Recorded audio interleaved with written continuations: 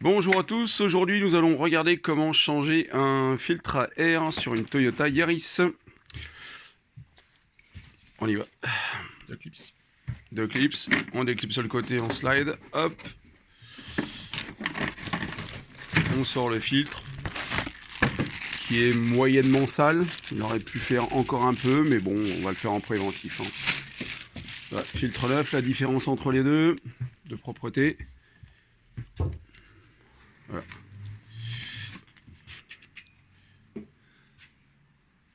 Petite modif ici, parfois nécessaire, pour qu'il puisse rentrer correctement.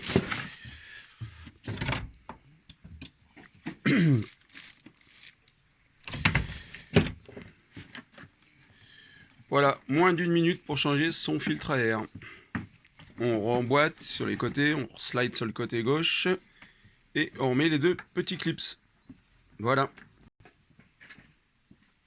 On va poursuivre avec la vidange moteur. Du coup, on enlève ce cache là. Il est clipsé avec des. Il est clipsé. On tire dessus comme ça vers le haut et ça s'enlève. Là, pour le coup, je l'avais déjà déclipsé pour pouvoir faire la vidéo. Donc, jauge à huile qui est ici. On tire simplement dessus, on la sort, on l'essuie. On pourra contrôler le niveau d'huile dans le moteur.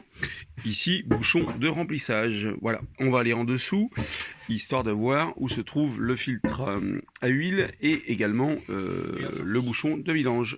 A tout de suite. Bien, nous sommes en dessous de la voiture. Le filtre à huile se trouve ici. Alors, on utilise soit une petite clé à sangle, soit l'embout qu'on a exprès pour ce type. Voilà. Là, ici, c'est pour la vidange.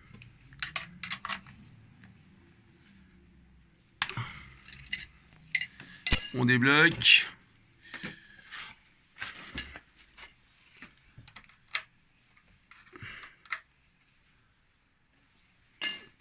Voilà. On va utiliser ce type de récipient qui est très pratique. Il faut bien enlever les deux bouchons jaunes qu'on vient de voir pour que l'huile puisse bien couler, sinon ça déborde. L'air ne sort pas correctement du bidon quand ça coule à l'intérieur. Donc ce genre de bidon vaut une dizaine d'euros, une quinzaine d'euros dans les magasins d'accessoires auto. Filet, voilà. Donc on y va, vas-y. Je vois pas grand chose au niveau lumière. Je suis un peu. On enlève complètement la vis, on fait attention de ne pas la faire tomber dans le récipient. Voilà, on laisse couler complètement. L'idée, c'est peut-être de laisser le moteur tourner 5 minutes avant, comme ça l'huile elle est un peu plus chaude.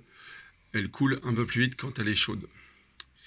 Voilà, ensuite on va démonter le filtre à huile dès qu'on aura fini de vidanger le moteur. Ok, donc une fois que ça a fini de couler, on remet la vis qui va en place. On la serre. Alors bien évidemment, on ne serre pas comme un dératé. En fait, on serre gentiment. C'est pas trop fort, Léon. Voilà, juste un petit coup. On vérifiera une fois qu'on aura remis le moteur en route, enfin de l'huile dedans, on vérifiera qu'il n'y a pas de suintement au niveau du joint. Ça peut arriver. Il m'est arrivé une fois de devoir mettre un tout petit peu de pâte à joint sur le filet, histoire de vraiment réaliser une étanchéité parfaite, parce qu'il y avait un défaut sur la surface du carter d'huile, et du coup on avait été obligé de faire ça. Voilà, du coup là on démonte le filtre à huile avec ce type d'appareil. C'est assez pratique pour cette voiture là. Sinon on peut utiliser également une clé à sangle qui coûte une dizaine d'euros environ, hein. C'est bien aussi. Voilà, donc le filtre à huile pareil, au niveau serrage on serrera gentiment. Là pour le coup on procède au desserrage pour l'enlever.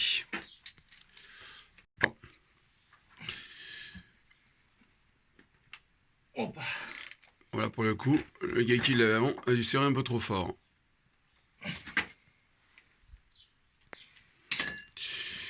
Bien, on a débloqué, on finit de desserrer à la main. Voilà, faites attention parce que sur la fin, forcément, ça coule.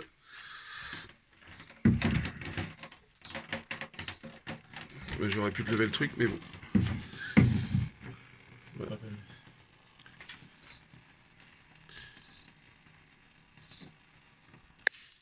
J'en profite pour vous montrer le filtre de remplacement qui est exactement le même que l'autre, hein. Donc chaque constructeur, chaque fabricant en fait a des références propres. Donc la référence qui est marquée sur le filtre généralement est la référence qui correspond au filtre, mais chez le fabricant du filtre. Il y a des équivalences, c'est pas parce qu'il n'y a pas la même référence ou pas la même marque que ça n'ira pas dessus. Voilà. Donc ce qui est important ici, c'est le diamètre du joint qui est là et le trou qui est ici taraudé. Le joint qui est là, il faut légèrement mettre un petit peu d'huile dessus pour qu'au serrage, il puisse bien tourner et bien se serrer. Voilà, comme ça. Ça a une petite importance quand même de le faire. Voilà. Maintenant, on le remet en place et on le visse dans le sens horaire, c'est-à-dire dans le sens de l'aiguille d'une montre. Le desserrage, c'est dans les sens anti-horaires, donc voilà, on serre, donc on approche à la main, on met un petit coup de clé, j'insiste sur le fait de ne pas serrer très fort, suffisamment bien évidemment, mais là on met juste même pas un quart de tour, un huitième de tour suffit largement. Bon, avec l'habitude on le fait, voilà. Hop, c'est suffit, c'est terminé. Voilà, on est prêt pour passer à la suite. Bien, le bas est effectué. Donc ici, on a le bouchon de remplissage. On le dévisse simplement.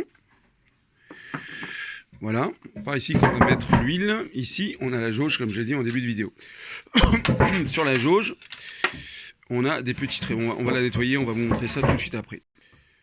Voilà, j'ai mis un petit coup de chiffon sur la jauge. Ici, on voit les petits points qu'on voit sur la jauge. Niveau minimum, là-bas en bas, et niveau max ici. Donc, il faut que la quantité d'huile soit entre les deux. Généralement, quand on fait une vidange, on met sur le max qui est là. Voilà.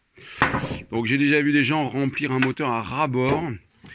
Je peux vous dire que ça sort par les soupapes et à l'échappement, je vous dis pas. Bon, des erreurs que j'ai déjà connues au niveau de certaines personnes. Donc faites attention à bien respecter la hauteur max. Je vous recommande des huiles 530 par exemple, peu importe la marque. Voilà, du moment qu'on est dans la 530, là on est bien. De la synthèse de préférence, on consomme un petit peu moins, les frottements moteurs sont un peu moins importants avec de la 530. Bien, on vient de remplir, on a mis environ 4 litres. Voilà, donc là on laisse quelques secondes pour que l'huile puisse avoir le temps de descendre dans le bac à huile qui est à l'intérieur au bas du moteur. Et on va pouvoir contrôler sur la jauge qui est là le niveau d'huile. Voilà, ici on voit clairement le niveau qui est là, on peut remettre encore un petit peu, vous voyez.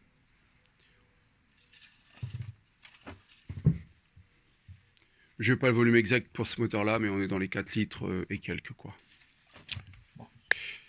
Bien, on a remis de l'huile à l'intérieur, le niveau a remonté, voilà, on est quasiment bon, on n'est pas à 2000 près, hein. Bon là, pour la vidéo, on va remettre un petit peu histoire d'eux, mais voilà, là, ça aurait pu être largement suffisant. On est bien entre le mini et le maximum, quoi. Bien à prendre en compte que comme on a fait le filtre à huile, il y aura une petite quantité qui va rester dans le filtre après, donc voilà, ça va diminuer un tout petit peu, ce qui est normal, voilà. Bien, la vidange est terminée, on va pouvoir remettre le cache moteur avec les petits, il y a les petits trous là ici sur l'espèce de caoutchouc qui viennent se clipser directement là-dessus. Il y en a 4. On le met en place, on respecte bien le positionnement. On appuie dessus simplement, voilà, c'est clipsé, c'est fini, simplicité Toyota. Et moi je vais faire les phares. Voilà, moins de 20 minutes pour faire une vidange sur une Toyota Yaris. Donc j'espère que cette vidéo vous aura aidé. Mettez un petit pouce sur la vidéo et je vous remercie d'avoir regardé. Allez, à bientôt.